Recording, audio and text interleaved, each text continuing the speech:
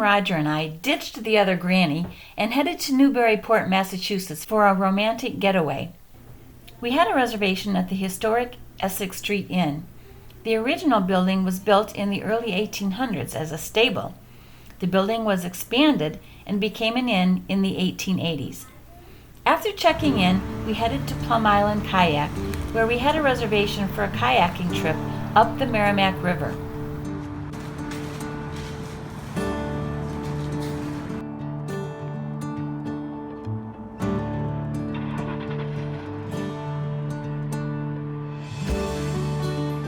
My name's Chris. I'll be the lead guide today. This guide will be JJ. Going?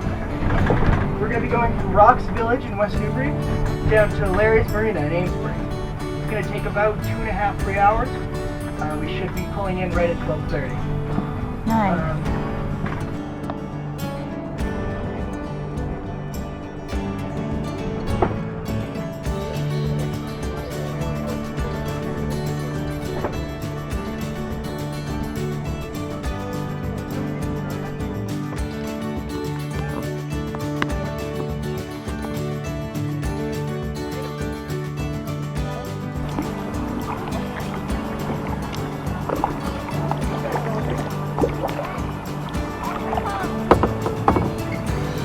So Granny, how does it feel to be on the water?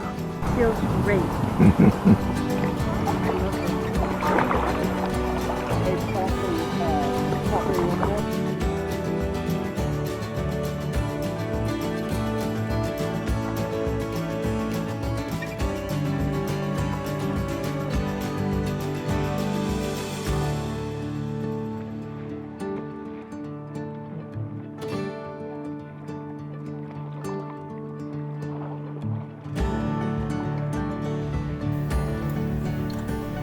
We survived the 2 hours of kayaking and headed back to the downtown area to explore. We found the Range Lights Community Sculpture Garden, a fun little area right between the Range Lights Lighthouse and the Newburyport Lighthouse, which you will hear much more about later in the show.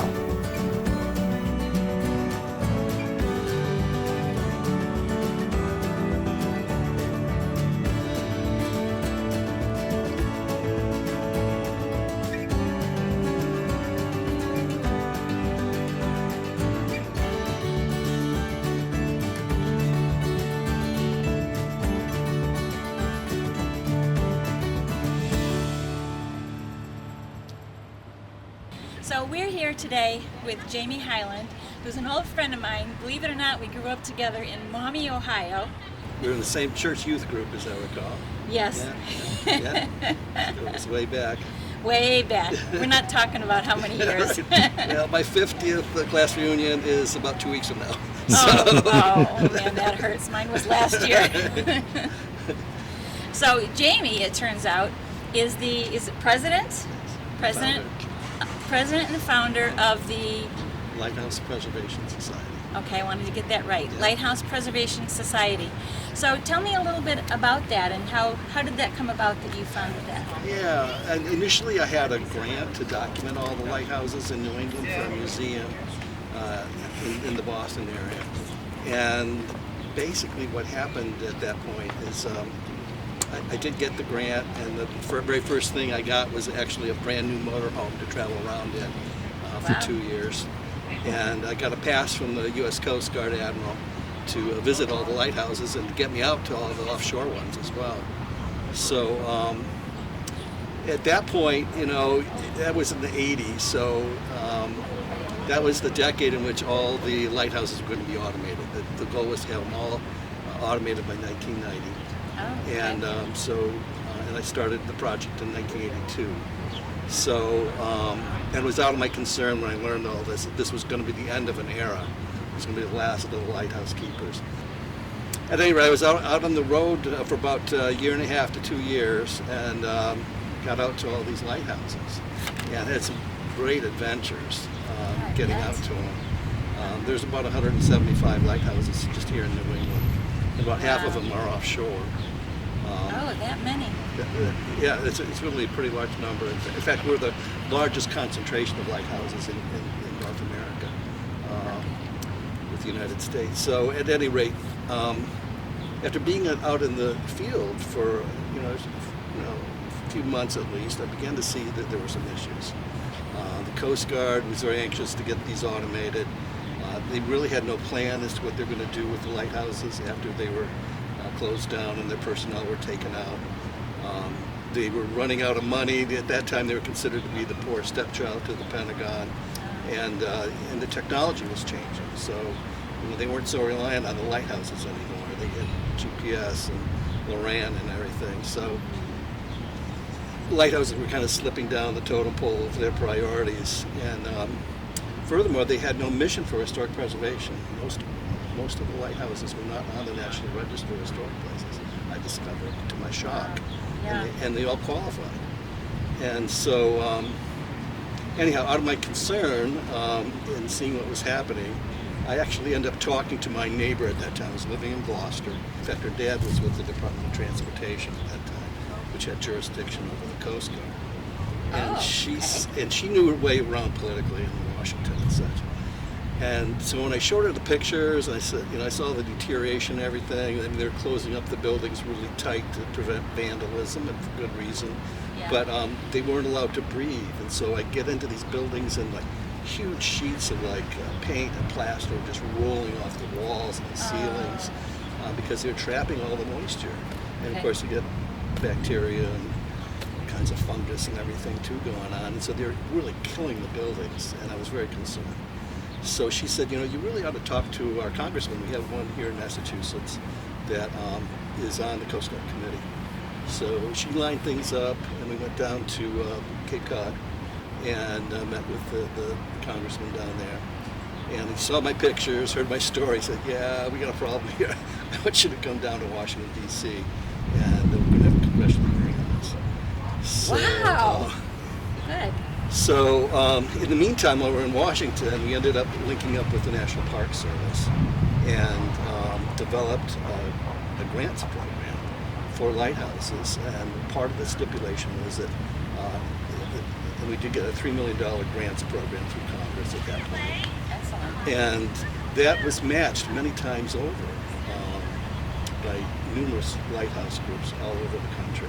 In fact, over 160 lighthouses got rescued because of this project. Wow. Right now, we're doing this lighthouse here in Newburyport, Massachusetts, where we serve romantic dinners. We intended it to be kind of a pilot program to show what can be done with an abandoned lighthouse tower. Okay. So this is a one-of-a-kind dining experience that we don't know of anyone that's doing this anywhere else in the world. How did you get that idea? Yeah, so we initially got the license on the front range light from the Coast Guard here to fix that up, and we put about $50,000 into that. It had to be de-leaded and everything. But the way we ended up doing that was offering these dinners. And how it happened is that this lighthouse where you'll be dining, this was sold off to the developer here that owns the Tannery Mall. It used to be an old Tannery Mill building. And they used to tan hides there for the old shoe industry. Okay. Here in the North Shore. And the developer took over the property and opened the buildings up for retail space and business offices and such. And when I came up here 20 years ago to work on this project, the owner sent his son to take me up to the top of the lighthouse and talk about what we could do to fix the place up. And so we started to brainstorm. I went up there to things David Hall, and David had, when I got up there, you could see against the wall there used to be a desk. And he said, my dad gave this to me as my office when I got out of college. And I used to really enjoy having my lunches up here. I bring my sack lunch up here, and I just push away from the table and just turn around and enjoy, probably the best view in Newburyport. Yeah. And it's like a walk-in closet. There's not a lot of room up here, but it's got the best view of the North Shore probably. So it's just stunning. So I said, if you let us put a table up here and build in some couches and such, and put in some pillows to make it comfortable, I think we can make this thing fly as a dining spot. I said, I think you're right. Let's do it. So we got a deal, and we It's been 20 years now. It's become Oh my known gosh. as the most romantic and exclusive dining in New England. Wow, that's great. We can't wait to have dinner up there. So it's what, 55 steps though, Yeah, and the ladder, 6-foot ladder. and a 6-foot ladder. Yeah, yeah. Okay, so don't wear heels. Nope. Nope, I can wear heels. You'll get caught on something. But this, so if people want to have dinner up there, they have to go to what? What website? You have to go to our website, which is lighthousepreservation.org. And then there's a place, you just click on the dining reservations tab, and you'll see what's open, what's not. We do breakfast, lunch, and dinner. You have it all evening, or all afternoon, or all morning, roughly 5 hours. Okay. And it's all yours. I mean, it's your private lighthouse for the entire time, and it's actually stunning to be up there. It's just a beautiful place to watch the sunset, see the moon rise and stars come out. Yeah. See all the boats traveling up and down the Merrimack River Valley and such. Wow. So there's a waitress though who brings. Yeah. Does she comes up and takes your order Yeah. from a menu from? One of is it- 5 restaurants. Yeah, you 5 have a choice restaurants. of 5 Okay. restaurants to cater it, and you can have anything off their menu that you want. But it's just like the regular lighthouse experience. I'm sorry, a restaurant experience. Mm-hmm. In that you're given the menu and you order away, and they'll go get the food for you. But it's just that you're at the top of a lighthouse is where you're dining. So. And you just have to make sure that if you have too much wine, you can make it somewhere Yeah, right. to a bathroom, So right? we limit it to 1 bottle per couple.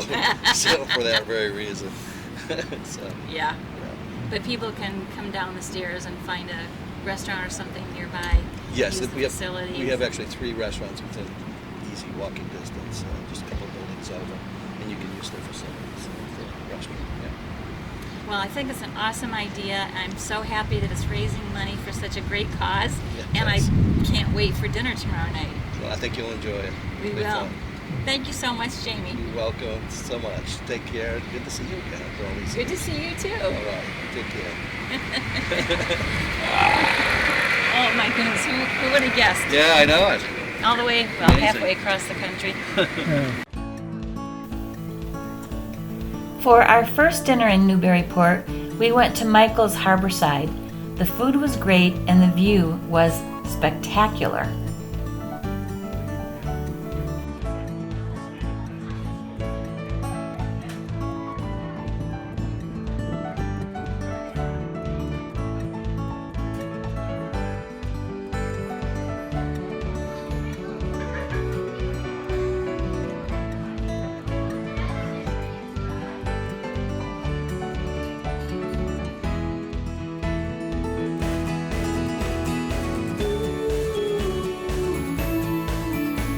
Scenic Newburyport sits on the north shore of Massachusetts, not far from the New Hampshire border.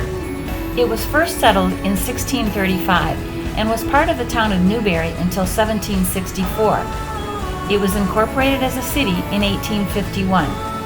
The population of Newburyport is about 18,000 and occupies only 10.6 square miles of land, a little over 2 miles of which is actually water. We spent a lot of time driving around, admiring the architecture of the many beautiful homes, the busy downtown area, and the gorgeous waterfront.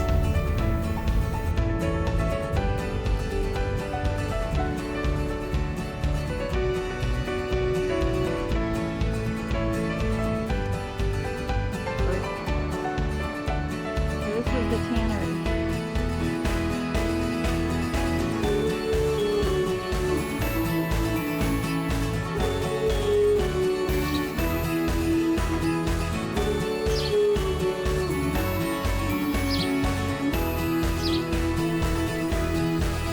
We just had to do some shopping. We picked up the most delicious oil and vinegar we have ever had at Port Plums. That's a Hawaiian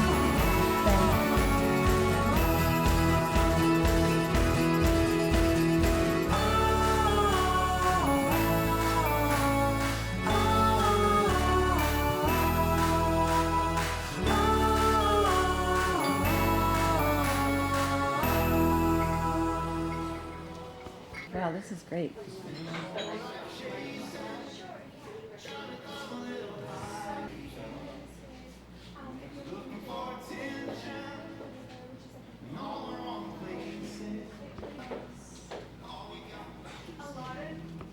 Roger bought me some beautiful earrings at Pam Older Designs Artisan Jewelry.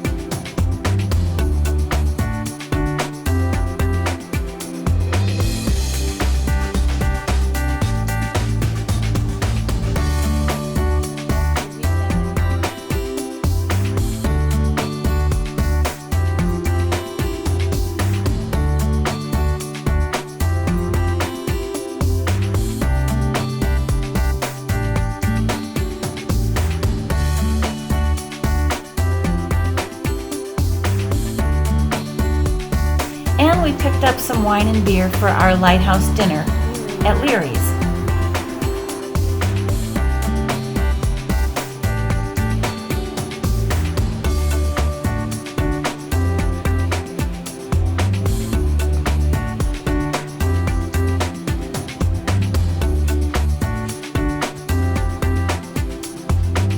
Coming, Roger?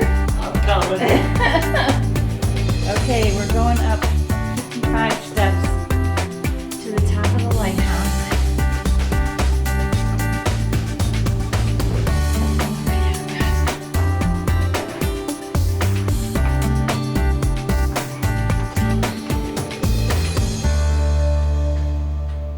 See, here's the ladder. Hi. Hi. Come on up, Roger.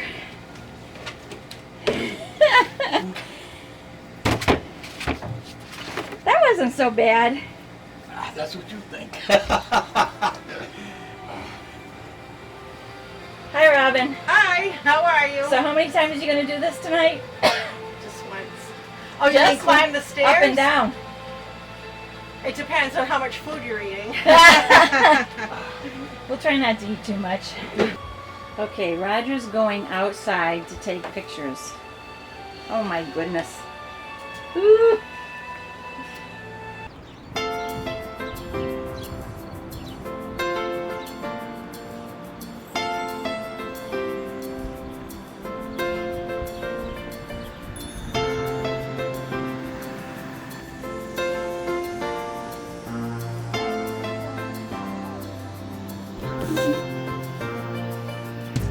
It's made it. Okay, holding on. But dear light, Yes. she's turning purple. No, not yet.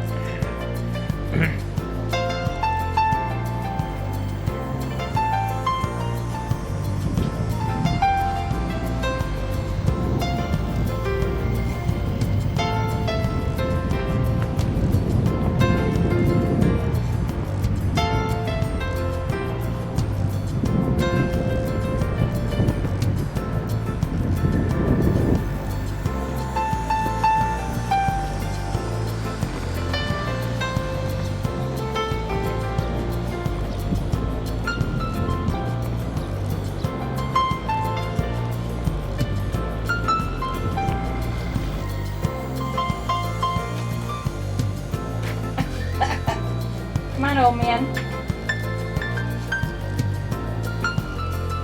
There you go.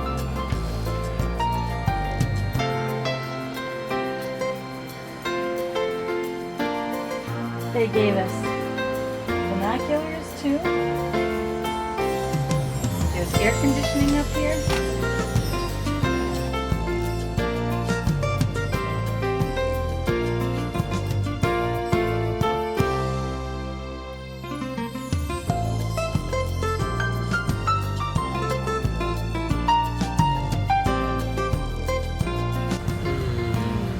Crab cakes from Loretta's.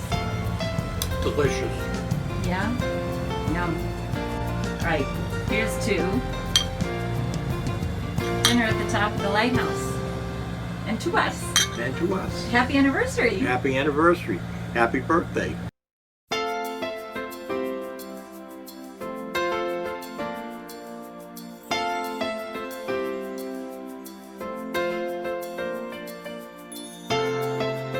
Look at this. Oh, we're getting the sunset at the top of the lighthouse. Chocolate mousse Oh, wow. and chocolate cake. Oh my That's goodness. beautiful. They are gorgeous. Oh.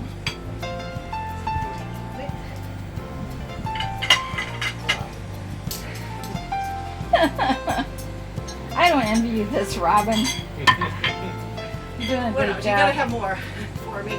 Oh yeah. I guess the prime rib was delicious. Oh, God.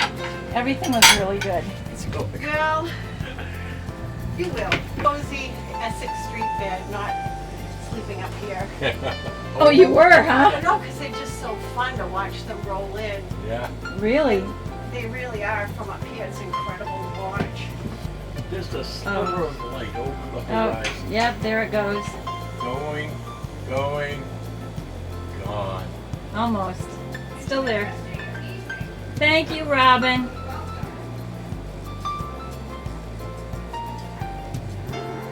Oh, The street lights come on. the sun is setting. This is so fabulous. Oops.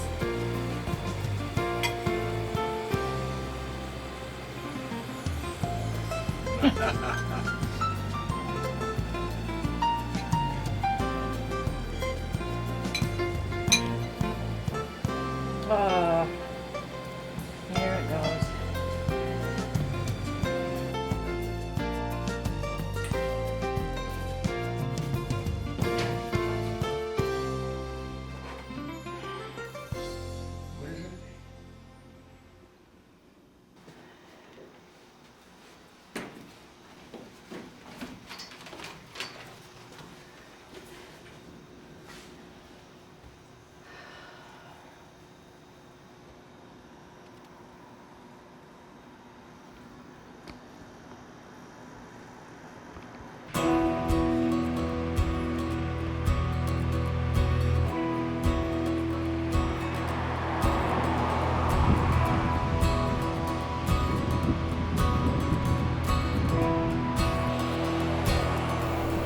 The next day, we continued our tour of Newburyport and ran across renovations being done at the high school.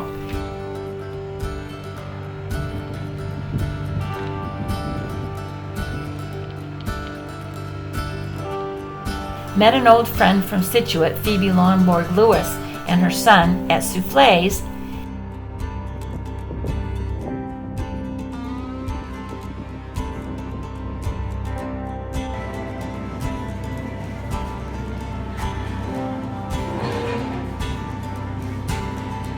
And had ice cream at the Harbor Creamery.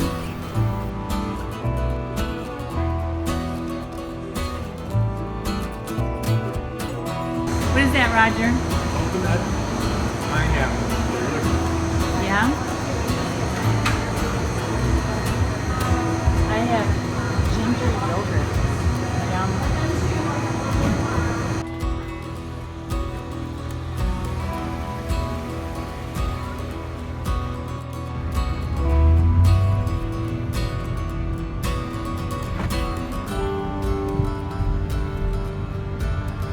Alright, so it's up, we're way up here.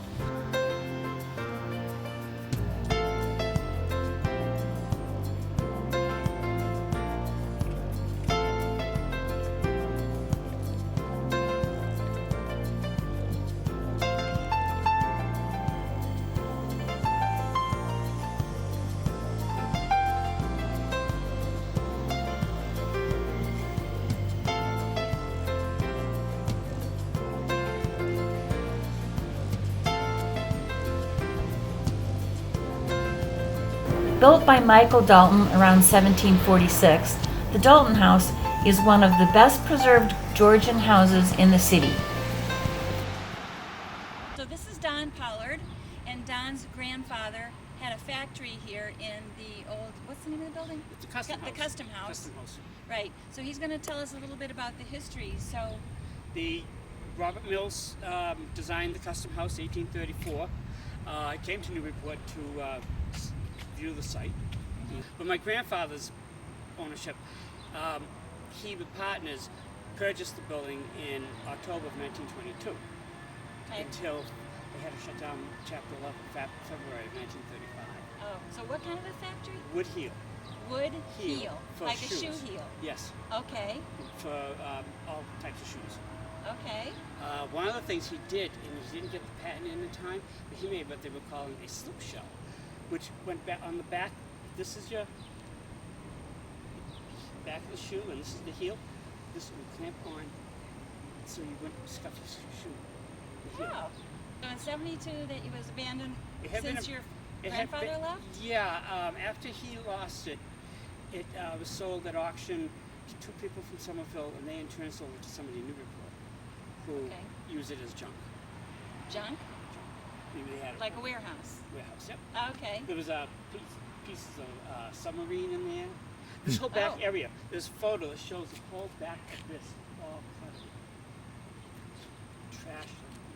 Oh, that would be a shame. Yeah. It's a beautiful area. So they, Maritime Society, with the help of the Redevelopment Authority, they took the building by eminent domain. Okay. And, they started the restoration in 1972 Okay. and opened in 1975. So in '75 it became a museum, Yes. and it's the Maritime Museum. Well, a lot of history here in Newburyport and in the Custom House. Thank you, Don, for sharing that with us. You're welcome.